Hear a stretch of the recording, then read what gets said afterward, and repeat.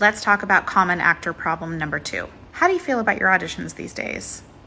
Be honest. And I'm not talking about the types of auditions you're getting or how often you're auditioning. I'm talking about how do you feel when you turn the camera off and you turn the self-tape in? Do you feel connected, present? Do you feel as though you are actively listening and thinking the character's thoughts organically? If the answer is most of the time, but not all the time, or sometimes, or honestly, I've been really struggling with that, you are not alone. And here's the best part. You're still a good actor. This is so normal, and it's not an indication of your talent. Please believe that, because I believe that, okay? If you are not connected during an audition read, during a callback, during something that you're just not connecting to, that is not an indication of your talent. Don't tell yourself that. It's not fair and it's not true. A beginner's mindset is directly correlated to a growth mindset. I don't talk a lot about mindset stuff, but we're going to talk about it today, so let's dig in. A growth mindset is the belief that your ability is developed by your dedication and your effort. This type of mindset is something that's actually been studied for years, especially when studying really successful people. What was it? Was it just natural innate talent? Not to say that that's not a thing, but more often than not, it had to do with the correlation of having this growth mindset, which is that you must be dedicated and that you must put in the effort to see the results that you want. And I think what's important to remember is that dedication is the understanding that you are going to be in the pursuit of something long term. So how does this relate to a beginner's mindset? Okay, stay with me. I'm going to do a silly house analogy.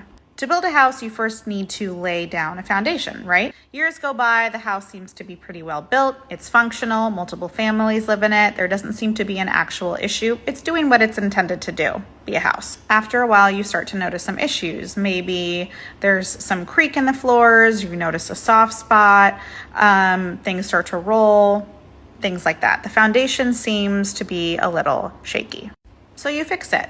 You call up a contractor or a repair person and they come, and there are many ways we know you can fix the foundation under a house. And it doesn't mean that it was a bad house. It's a great house.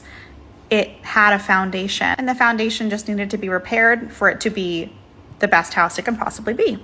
I'm not saying that your foundation as an actor is broken, but what I'm saying is often when I see actors feeling like they are not connecting as much as they would like to do, I see them treating a lot of those symptoms versus the cause. It's no secret how important I think training is for an actor, but when you jump back into a scene study class or an improv class or any class that you think is going to help that foundational issue, it's not going to get to the root of the cause. And I see this all the time with actors who are doing everything they can instead of giving their foundation a little bit of TLC. It doesn't matter if you are an actor who has been doing this for 5 years or 7 years or 10 years or 15 years or 20 plus years.